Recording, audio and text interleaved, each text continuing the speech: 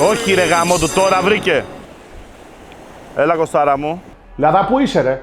Έλα εδώ, παραλία ρε. Ψαρεύω λαγοκέφαλος και παίζω δία. Τι να κάνω, μαζεύω λεφτά να πάω διακοπές. Ποια παραλία ρε μαλάκα? Εδώ ανοίγει το μαγαζί και δεν έχουμε προσωπικό. Πότε ανοίγουμε? 20.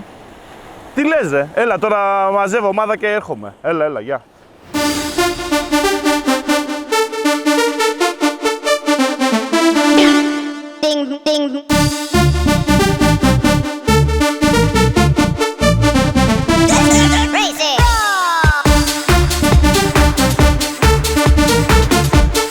Λέγε. Έλα Κωστάρα, έχω μαζέψει ομαδάρα. Ερχόμαστε, 20 του μήνα ανοίγουμε, Πέμπτη. Έλα, γεια.